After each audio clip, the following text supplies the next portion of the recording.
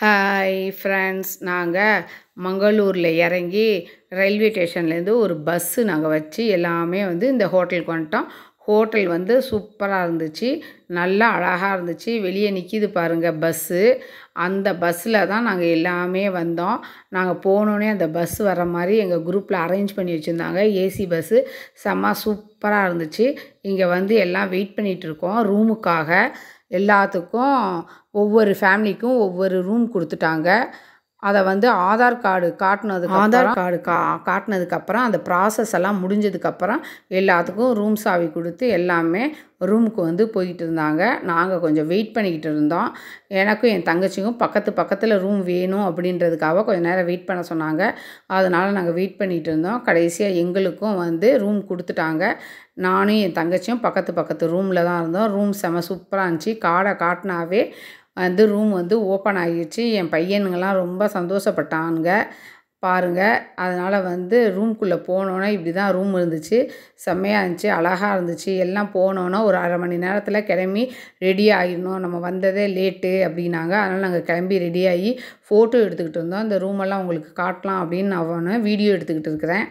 Photo எடுத்து எல்லாமே முடித்ததுக்கு அப்புறமேட்டுக்கு நாங்கள் ரெடியாகி நாங்கள் கிளம்பி உக்காந்துருக்கோம். அந்த ரூமெல்லாம் பாருங்கள் எவ்வளோ அழகாக நீட்டாக சூப்பராக இருந்துச்சு. எந்த குறையும் சொல்ல முடியாது. பேஸ்ட்டு, ப்ரஷ்ஷு, சோப்பு, ஷாம்பு எல்லாமே கொடுத்தாங்க. அதெல்லாம் பார்த்தோன்னே என் பையனுக்கு ரொம்ப குஷி ஆகிட்டானுங்க.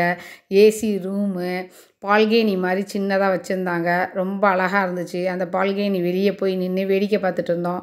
மங்களூர் ரொம்ப அழகாக இருந்துச்சு.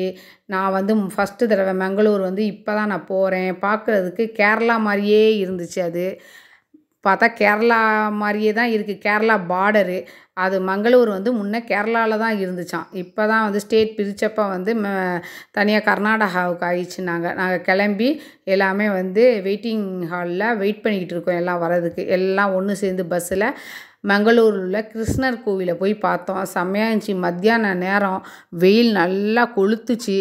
அப்புறம் என்ன பண்ணுறது, வந்தாச்சு. எல்லாமே போய் கோவிலுக்குள்ளே போய் பார்த்தோம்.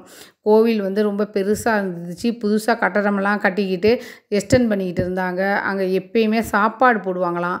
அந்த சாப்பாடு ரூமெல்லாம் பார்த்திங்கன்னா எக்ஸ்டெண்ட் பண்ணிக்கிட்டு இருந்தாங்க எல்லாமே. அதனால் அந்த இடம்லாம் போக விடாமல் கோவிலுக்கு மட்டும் போகிறதா இருந்துச்சு. கோவிலுக்கு போகிற பாதை பார்த்திங்கன்னா சின்னதாக தான் இருந்துச்சு. இதுதான் டைனிங் ஹால். பாருங்கள் எவ்வளோ பெருசாக இருக்குன்னு.